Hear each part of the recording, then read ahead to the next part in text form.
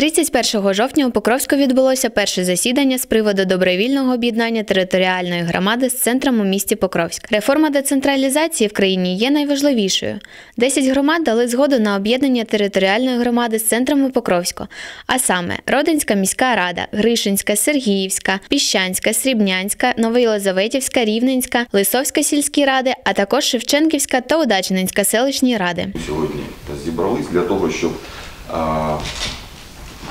проговорити ті програмні питання, які потрібно прийняти нам з урахуванням інтересів усіх членів нової територіальної громади, для того, щоб наші громади розвивалися, щоб нашим мешканцям в громаді жилося комфортно. Саме Покровськ став ініціатором об'єднання територій.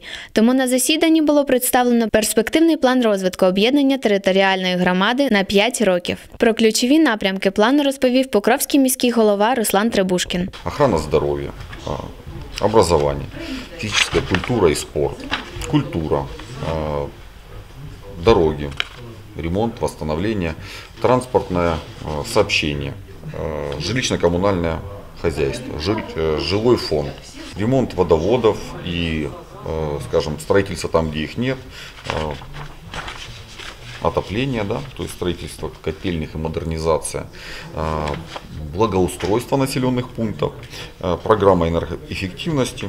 Отдельный вопрос – это развитие фермерства, создание рабочих мест и, конечно, новое качество управления. То есть услуг должно появиться больше, они должны быть доступными, быстрыми. Члени громади отримали план, який їм належить обговорити та внести доповнення у своїх громадах, а потім зібратися знову, щоб остаточно затвердити цей проєкт та винести його на повторне обговорення. Також Руслан Требушкін націлив громади на розробку проєктів, на участь у конкурсних програмах, на залучення інвестиційних коштів. Такі дії будуть цілком виправдані, якщо мова йде про відновлення великих об'єктів, підкреслив очільник Покровська. Сегодня уже Покровск попал в списки Европейского банка реконструкции и развития на 8 объектов.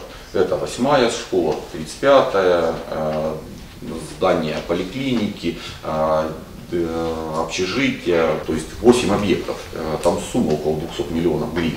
То есть понятно, что с местного бюджета мы бы не сделали, нам нет возможности это сделать. Одним з побоювань сільських громад є розподіл фінансового ресурсу. Але Руслан Требушкін запевнив, що розподіл буде чесним та справедливим. Бюджеты не должны стать меньше. Идет рост в громаде, они должны быть пропорционально расти у всех. Поэтому мы взяли это за основу. И я уверен, что распределяя именно таким образом финансовые ресурсы, громада именно будет таким образом і розвиватися. Голова Срібненської сільської ради Олександр Седеш розповів, що очікує від об'єднання територіальної громади. Розвитку, тому що у нас за 25 років розвитку не було. Асфальт у нас прийшов на годність, освітлення у нас немає, клуби у нас сипляться. А від цього об'єднання ми чекаємо, що стане все ж таки краще. Кожного дня люди запитують, коли ми об'єднаємося, тому що процес почався в 2015 році, чому це все тягнеться і коли це все вже закінчиться, коли ми вже будемо в великій одній об'єднаній громаді.